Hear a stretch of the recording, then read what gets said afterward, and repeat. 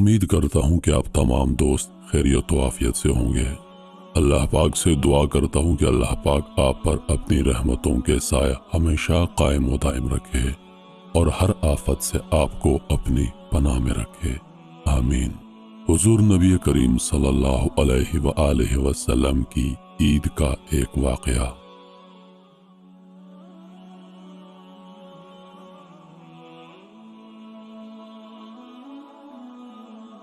عید کا دن تھا اور صبح کا وقت تھا۔ حضور مسجد نبوی میں فضائل عید کے احکامات بیان کر رہے ہیں۔ صحابہ کرام محو نظارہ دید ہیں۔ تمام صحابہ کرام خوش ہیں کہ ابھی رب العزت سے عیدگاہ سے تحائف وصول کرنے کے لیے حضور کی خدمت میں جائیں گے۔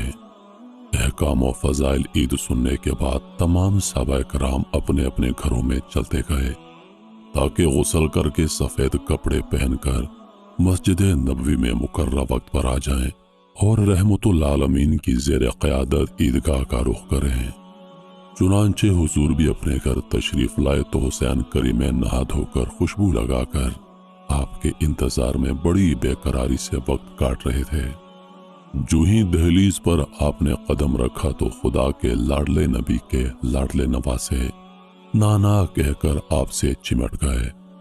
آپ نے دونوں کی پیشانیاں چومی اور انہیں اندر لے گئے اور حضرت عائشہ کی گود میں بٹھا دیا اور فرمایا، عائشہ انہیں کھانے کے لیے کچھ دو۔ فراغت غسل کے بعد آپ نے سفید کپڑے زیب تن کی خوشبو لگائی۔ اتنے میں مؤذن حضرت بلال رضی اللہ عنہ نے دروازے پر دستک دی۔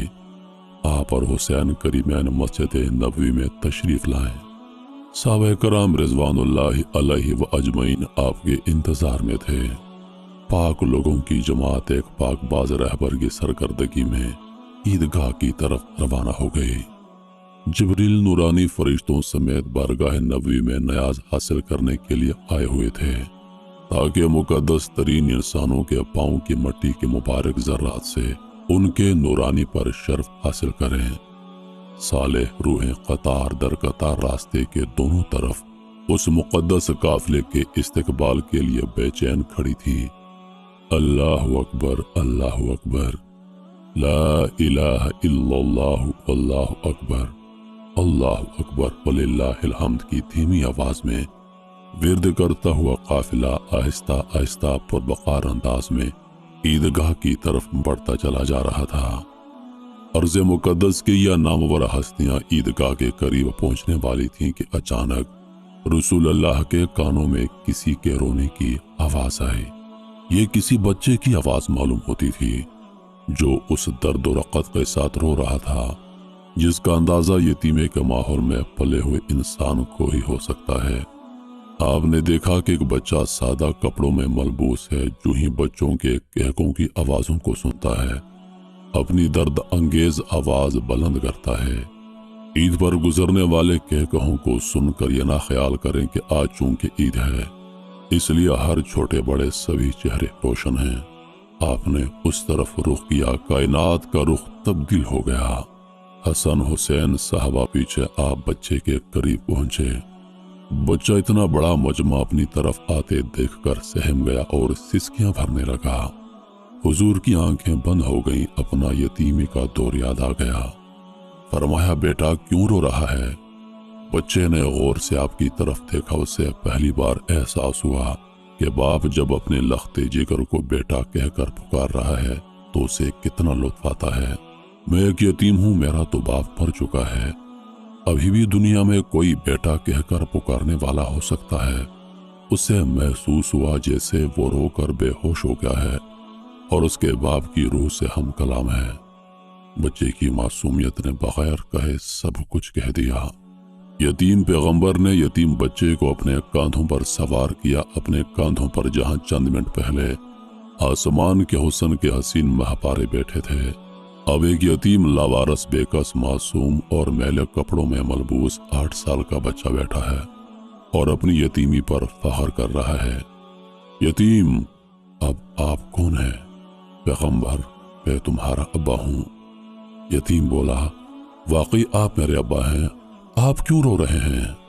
پیغمبر علیہ الصلوۃ والسلام نے فرمایا، इसलिए कि तुमको पता नहीं कितनी देर से रोते रहे हो। यतीम बोला, मुझे तो एहसास ही नहीं कि मैं रो रहा हूँ। ए आसमान तूने झुककर देख लिया, जमीन तूने ऊपर का मंजर भी देख लिया, ए हवा तूने भी अपनी खुशबू महसूस कर ली, दरख्तों तुमने अपने झुमने में मस्ती भी देख ली, मूर्खों तुम इसे तारीख का हिस्सा बना लो कि हमारे पैगंबर ने यतीम बच्चे को उस मनसब का अहल करार दे दिया है जिस मनसब के अहल हसन और हुसैन थे। उनके नवासे पैदल चल रहे हैं, यतीम बच्चा कंधे पर सवार था। फिर आपको पता है वो कहाँ गए? ईदगाह की तरफ। नहीं, उसे तो इतनी देर कंधों पर सवार रहना था जितनी देर हुसैन रजी अल्लाह अन्हु रहे थे।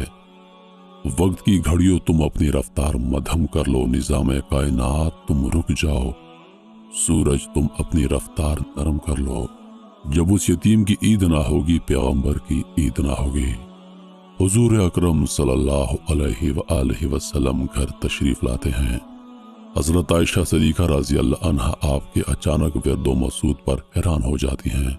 वजह पूछती हैं, आयशा तुम औलाद से तड़पती थी ना, आज खुदा ने तुम्हारी आरज़ू पूरी कर दी। मेरी और सब मुसलमानों की ईद से पहले तुम्हारी ईद हो गई। अल्लाह ने तुम्हारी सुन ली। यतीम को आगे करते हुए फरमाया, मोहम्मद का पसंदीदा बेटा है।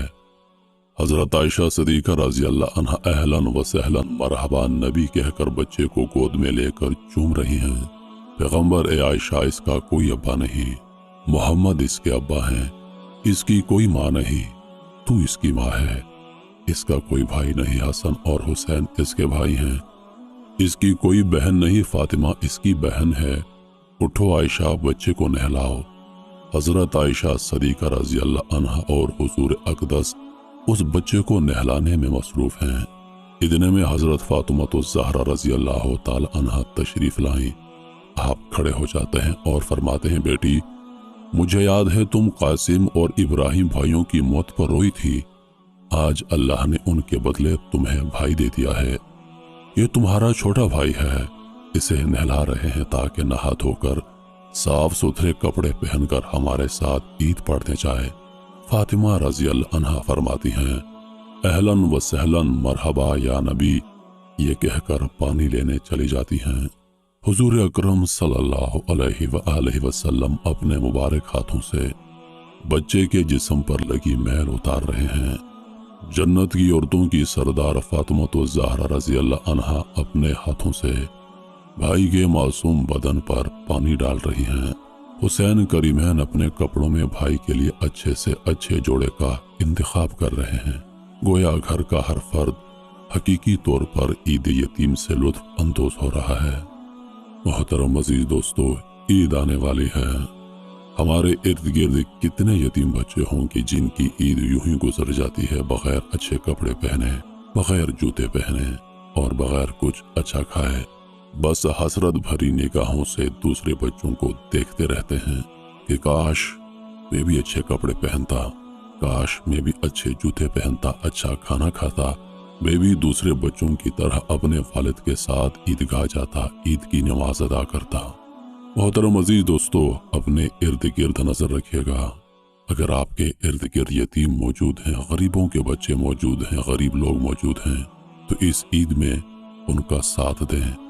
हो सके तो उनके लिए कपड़ों का बंदोबस्त करें, उनके बच्चों के लिए जूतों का बंदोबस्त करें, उनके साथ इतनी इमदाद जरूर करें कि इस ईद में वो हमारे साथ हमारी खुशियों में शामिल हो जाएं। इन्हीं लफ्जों के साथ मैं इजाजत चाहूंगा इस उम्मीद के साथ कि सांसों वफा की तो अगली बार एक और वीडियो लेकर आपकी खिदमत में हाजिर हूँगा। तब तक के लिए खुदा हाफिज।